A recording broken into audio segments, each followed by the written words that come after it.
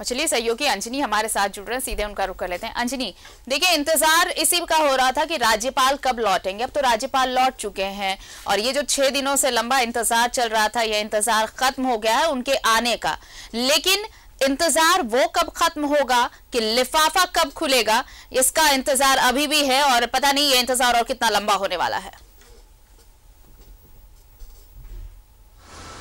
देखिए, राज्यपाल रमेश बैस कल दिल्ली से 6 दिनों के बाद लौटे हैं और जाहिर सी बात है कि पूरे राज्य की नज़र जो है अब राजभवन पे टिकी है, क्योंकि राज्यपाल उस चिट्ठी में अपना मंतव्य देकर इसे भारत निर्वाचन आयोग भेजेंगे। उसके बाद वहां से चिट्ठी आएगी, ये निर्वाचन मंत्रिमंडल धुरवा, उसके बाद जो है विधानसभा अध्यक्ष को चिट्ठी जाएगी। तो ये आप देखेंगे आरती, तो ये भी एक लंबी प्रक्रिया है। लेकिन अब तमाम जो राजनीतिक दल है, जो सत्ता पक्ष के तमाम जो मतलब कांग्रेस की बात करें, आरजेडी की बात करें, झारखंड मुक्ति मोर्चा की बात करें, तो लगातार इस मामले को लेकर राजभवन पे सवाल जरूर करते रहे हैं। और अब राज्यपाल रांची आ गए हैं, राजभवन में हैं, तो तमाम लोगों की उम्मीदें हैं कि राज्यपाल जो है इसे जल्द से जल्द तमाम चीज़ों का पटाक्षेप करेंगे, ये उम्मीद है। तो अब देखना ये होगा कि ये उम्मीद कब मतलब पूरी होती है, या ये जो पटाक्षेप कब होगा, ये जो सस्पेंस है उसका सस्पेंस कब टूटेगा। तो तमाम लोगों की नज़रें हैं, तो ये उम्मीद की जा सकती है कि हो सकता है कि उसमें आज अपना मंतव्य उसमें देकर चिट्ठी को दिल्ली भेज सकते हैं।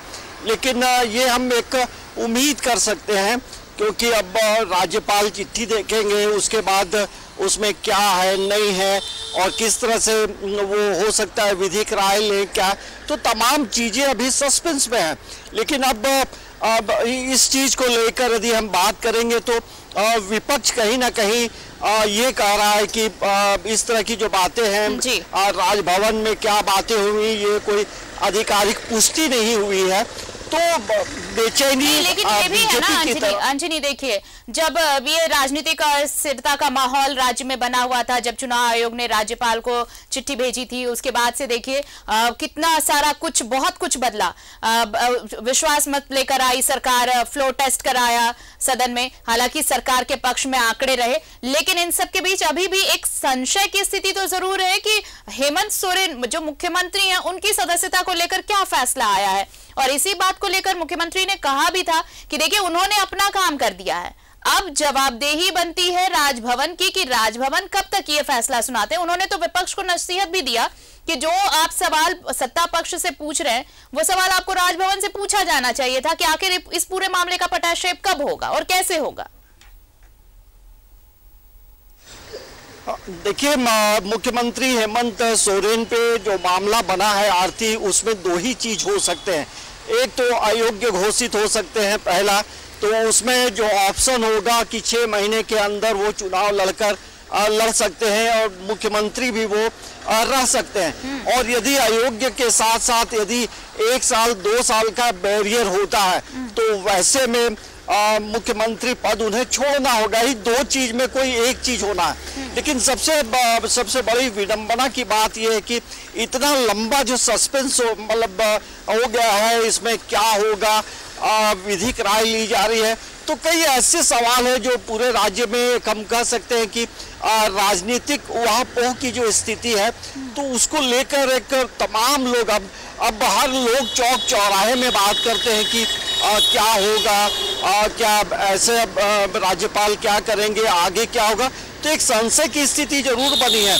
लेकिन लगातार यूपीए के तरफ से रणनीति के तहत जो आंदोलन किए गए, मुलाकात किया गया और लतरातू डैम ले जाया गया, तो तमाम चीज़ों का जो प्रेशर है, वो प्रेशर पॉलिटिक्स कहीं ना कहीं राजभवन और दूसरा विपक्ष में बैठी बीजेपी के लिए भी एक प्रेशर पॉलिटिक्स हो गया। और यही वजह है कि आप बीजेपी के तमाम बड़े नेताओं का बयान आप देखेंगे, तो उनका जो बयान है कि राजभवन राज्यपाल एक संवैधानिक पद पे हैं, वो उनका जो विवेक होगा, नियमानुसार जो होगा वो करेंगे। तो कहीं ना कहीं ये पूरे मामले में आप देखेंगे तो ये सत्ता पक्ष ने बार बार एक सवाल पूछा बाहर, विधानसभा के बाहर भी और विधानसभा पटल विधानसभा के अंदर भी, कि समरीलाल मामले में क्या होगा। तो आप देखिए कल समरीलाल को चिट्ठी मिली है और जबकि ये काफी पहले का मामला है, तो कहीं ना कहीं कार्यशैली पे सवाल उठते हैं और यही वजह है कि सत्ता पक्ष के तेवर काफी तल्ख है और सत्ता पक्ष ये भी कह रहा है कि आपको जो भी निर्णय सुनाना है नियमानुसार वो आप जल्द से जल्द सुनाएं, क्योंकि एक वहाँ पहाड़ की स्थिति है, उठापटक की स्थिति है और ऐसे में कहीं ना कहीं विधायकों के खरीद फरोख्त को लेकर के भी सत्ता पक्ष ने कई सवाल उठाए, उसको लेकर अलग अलग रणनीति बनाई गई जिसमें कि रायपुर जाना पड़ा। तो कई ऐसी चीजें जो घटनाक्रम लगातार तेजी से बदलते गए, तो ये तमाम चीजें जो है कहीं ना कहीं एक बड़ा प्रेशर पॉलिटिक्स हम कह सकते हैं और जिसमें सत्ता पक्ष की जो रणनीति है वो हावी होती नजर आ रही है। तो अब जो है राजभवन पे तमाम लोगों की निगाहें टिकी हैं, तो हमें लगता है आज यदि होता है, नहीं तो फिर 2 दिनों की छुट्टी होती है, सैटरडे संडे ऑफ होता है, तो फिर मंडे को होगा। लेकिन हो सकता है कि आज हो जाए या फिर मंडे के बाद हो, तो अभी तमाम चीज़ें अभी भी पर्दे में है, सस्पेंस है। लेकिन ये देखना होगा कि आने वाले समय में किस तरह से फैसले आते हैं और उसके बाद जो सत्ता पक्ष के तरफ से हम बात करेंगे कि उनकी जो रणनीति है, हर पहलू को लेकर उन लोग पूरी तैयारी करके बैठे हैं। अब उनका इंतजार है कि राज्यपाल का क्या मंतव्य आता है और निर्वाचन आयोग, भारत निर्वाचन आयोग कब राज्य में जो निर्वाचन मंत्रिमंडल है वहां कब भेजता। तो तमाम चीज को आप देखेंगे तो कहीं ना कहीं एक लंबी प्रक्रिया हो गई है, लेट हो रहा है और यही वजह है कि बार बार कई सवाल जो है उठ रहे हैं और अब आम जनता भी ये पूछती है कि अब आगे क्या होगा। तो हमें लगता है कि आज हो सकता है, नहीं तो फिर मंडे के बाद होगा। चलिए, तो इंतजार रहेगा कि कब तक इस ये लिफाफा खुलता है, क्योंकि इंतजार पूरे झारखंड को भी है। बहुत बहुत शुक्रिया अंजनी तमाम जानकारी के लिए आपका।